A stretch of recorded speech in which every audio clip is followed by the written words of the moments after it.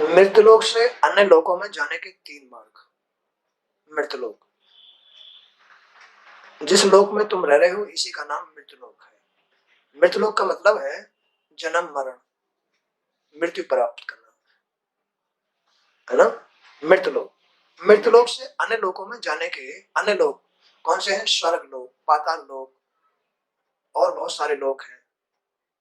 वैकुंठ लोक, गौलोक, शिवलोक, ये सारे लोक कहलाते हैं। तो मृतलोक से अन्य लोकों में जाने के 3 मार्ग हैं। श्री कपिल देव जी अपनी माता देवहूति से कह रहे हैं, माते, मनुष्य इस धरती से 3 मार्गों से होकर अन्य लोकों में जाता है। मैंने अभी अभी आपको स्त्री और धन की अस्थिरता के विषय में बताया था। स्त्री और धन, ये बहुत बुरी बीमारी भी है। अगर इस धन का या स्त्री का मर्यादा विहीन होकर उपभोग किया जाए, मर्यादा विहीन होकर के धन का और स्त्री का मर्यादा विहीन होकर के उपभोग किया जाए तो वो नरक लोक ले जाती है। तो माते इस मनुष्य इस धरती से 3 मार्गों से होकर अन्य लोकों में जाता है। मैंने अभी अभी आपको स्त्री और धन की अस्थिरता के विषय में बताया था। संभवतः आपके मन में यह संदेह हुआ हो कि इस समस्त संसार में जीवों की उत्पत्ति मादा अर्थात स्त्री जाति से होती है और धन से अनेक प्रकार के सुख प्राप्त होते हैं। फिर यदि इन दोनों का ही त्याग कर दिया जाए तो संसार का कार्य कैसे चलेगा? संसार कैसे, सृष्टि कैसे बढ़ेगी? अगर स्त्री का और धन का ही त्याग कर दिया जाए तो ये सृष्टि कैसे तो बढ़ेगी और कैसे, मतलब जो है, इसका पालन पोषण होगा बगैर धन के। इसके लिए मेरा कहना यह है कि स्वच्छंद रूप से नारी और धन का मर्यादा विहीन उपभोग मनुष्य को नरक की ओर धकेलता है। धन का भी कभी भी मर्यादा विहीन होकर के खर्च नहीं करना चाहिए, धन को उपभोग में नहीं लाना चाहिए जब तक वो मर्यादा के अनुसार ना हो। ऐसे ही स्त्री को, तो वही कह रहे हैं कि इसके लिए मेरा कहना यह है कि स्वच्छंद रूप से नारी और धन का मर्यादा विहीन उपभोग मनुष्य को नरक की ओर ले जाता है।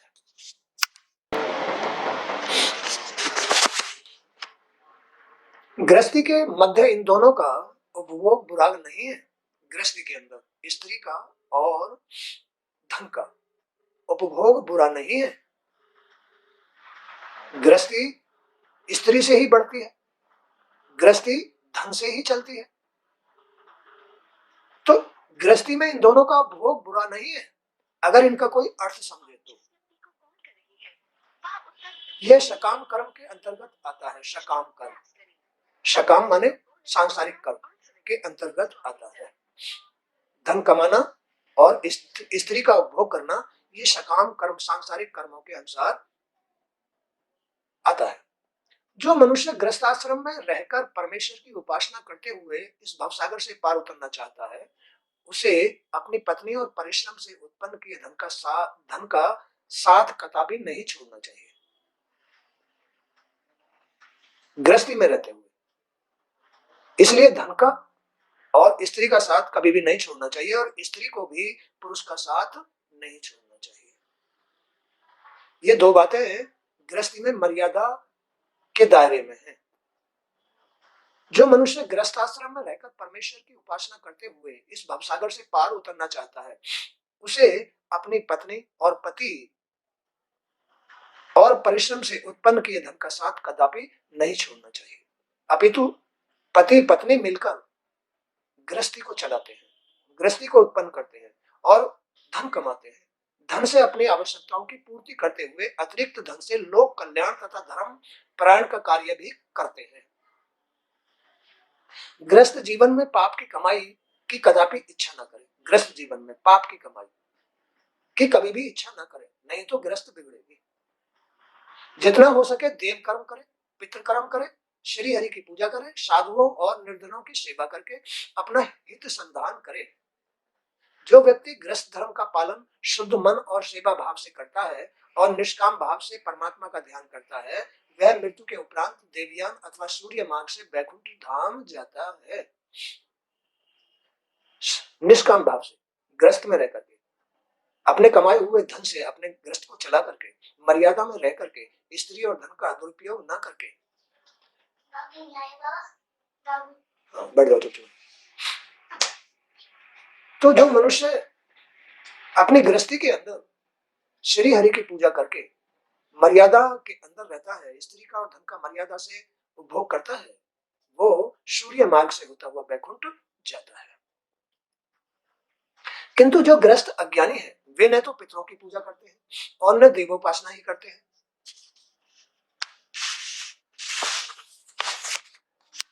उनका सारा समय अपना स्वार्थ सिद्ध करते हुए अपने परिवार को पालने और इंद्रियों के सुख उपभोग में ही बीत जाता है ना। जो अज्ञानी पुरुष है, जिनको ज्ञान नहीं है, अपने जन्म मरण का ज्ञान नहीं है, अपने मोक्ष का ज्ञान नहीं है, वो मर्यादा विहीन होते हैं, वो सकाम पुरुष होते हैं और न वो पितरों की पूजा करते, न देव उपासना करते। उनका सारा समय अपने स्वार्थ को सिद्ध करने में ही निकल जाता है, सारा समय स्वार्थ को पूरा करने में और परिवार को पालने में, इंद्रियों के सुख उपभोग में ही व्यतीत होता रहता है। वे ये नहीं जान पाते कि श्री हरि की पूजा किए बिना सुख प्राप्त नहीं होता। भगवान की पूजा इस शरीर में, इस मन के लिए, अपने मन के लिए, इस मन के रोग बगैर भगवान की पूजा के कभी नहीं कटते। सारे जो रोग और दोष लग रहे हैं वो मन में ही तो लग रहे हैं। सारे रोग मन में है और दोष आदमी में, जीव में है। तो इन रोग और दोषों को मिटाने का उपाय है श्री हरि की पूजा। अब जो नहीं करेगा वो तो ऐसे ही करेगा, जो करेगा वही इस भवसागर से पार होगा। तो वे यह नहीं जान पाते कि श्री हरि की पूजा किए बिना सुख प्राप्त हो ही नहीं सकता। वे अपने अहंकार के वशीभूत होकर सभी कर्मों को अपने द्वारा ही संपूर्ण हुआ मानते हैं, अहंकार में कि ये मेरा है, मेरे मेरे में ही उसका सारा जीवन व्यतीत हो जाता है और नरक में जाता है। ऐसे लोग मृत्यु के बाद चंद्रमंडल के मार्ग से होकर पितृलोक तक जा सकते हैं, पितृलोक तक या नरक लोक में जाते हैं और कुछ दिन वहां ठहरकर फिर संसार में जन्म लेने चले आते हैं तथा अपने कर्मों के फल को भोगते हैं। अपने अपने कर्मों के फल भोगते हैं। हर आदमी अपना अपना कर्म ही जीवन में काम आता है। जो अच्छे कर्म करता है उसका जीवन सुखी, जो बुरे कर्म करता है उसका जीवन दुखी। तो आदमी के कर्म ही आदमी को चलाते हैं, दुख सुख के साथ, अच्छाई बुराई के साथ, धर्म अधर्म के साथ, मर्यादा मर्यादा विहीन होकर जैसे भी उसके कर्म हो रहे हैं उसके हिसाब से ही वो अपना जीवन व्यतीत करता है। जो देव उपासना करता है, जो पितृउपासना करता है, जो तीर्थ यात्रा करता है, जो तीर्थों में दान आदि करता है, जो साधु संतों की संगति लेता है, जो भागवत पढ़ता है, जो भागवत सुनता है, जो श्री हरि की पूजा करता है, वही सूर्य मार्ग से बैकुंठ लोक जाता है। तो दो रास्ते तो ये हो गए, एक तो चंद्रलोक, चंद्रमंडल का रास्ता, एक सूर्य मंडल का रास्ता। दो रास्तों से आदमी पितृलोक, देवलोक या सूर्य लोक तक जाता है, या फिर आदमी बैकुंठ लोक जाने के लिए सूर्य लोक के मार्ग से बैकुंठ चला जाता है। माते जब तक मनुष्य इंद्रियों का सुख नहीं छोड़ता, इंद्रियों का सुख, जब तक आदमी यानी जीव मन से और जी से साफ नहीं होता, तब तक इंद्रियों के सुख में लालायित रहता है, इंद्रियों के सुख में ही लगा रहता है।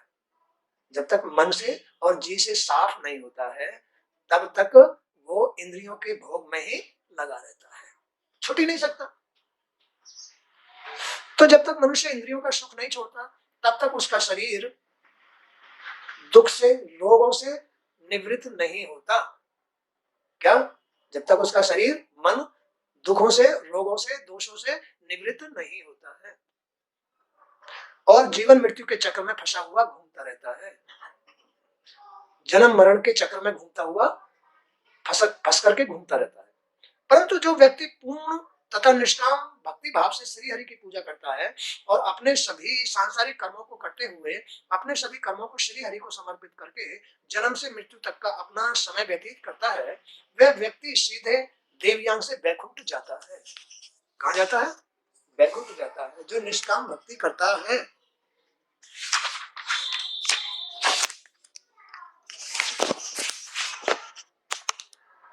मुक्ति प्राप्त करके वह सभी प्रकार के आवागमन चक्र से छूट जाता है।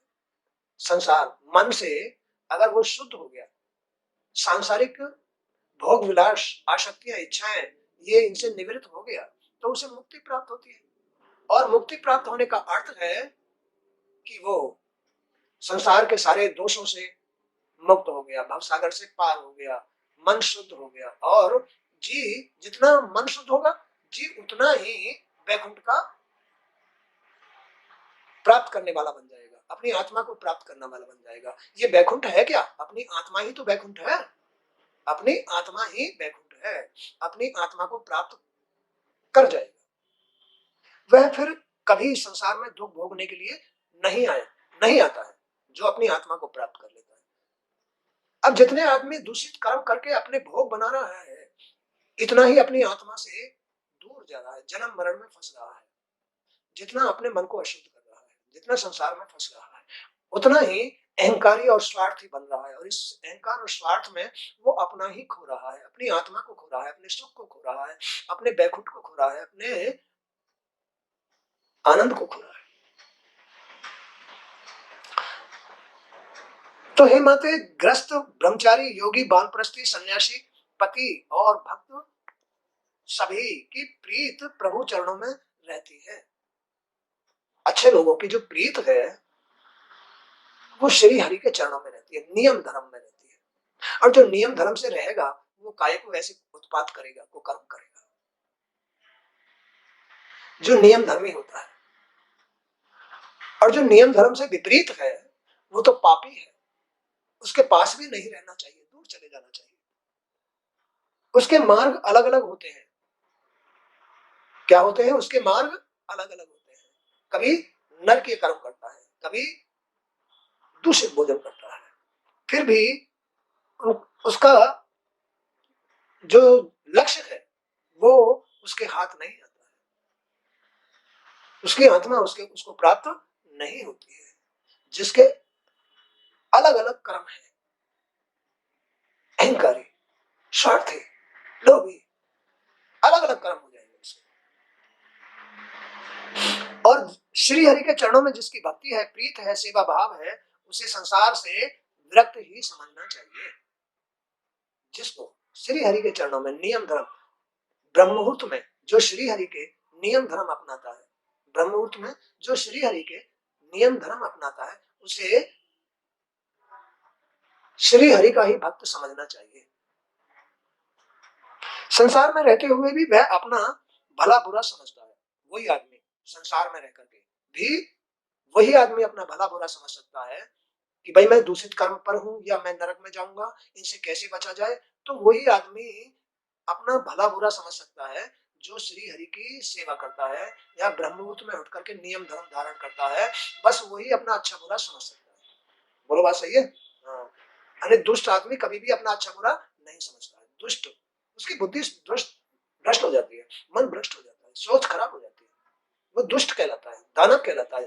दानव कहीं और थोड़ा ही है, मानवों में से ही दानव बनते हैं, अपने कर्मों के अनुसार, अपने रहन स्वभाव के अनुसार दानव बन जाते हैं। मैंने ये सारा ज्ञान आपको दे दिया। इसका पालन करने से जब आप इस संसार को छोड़कर जाने लगेंगे तो आपको किसी बात का भी दुख नहीं होगा। यही सारा ज्ञान है, मन का और अपनी आत्मा का ही ज्ञान है, अपने कर्मों का ज्ञान है।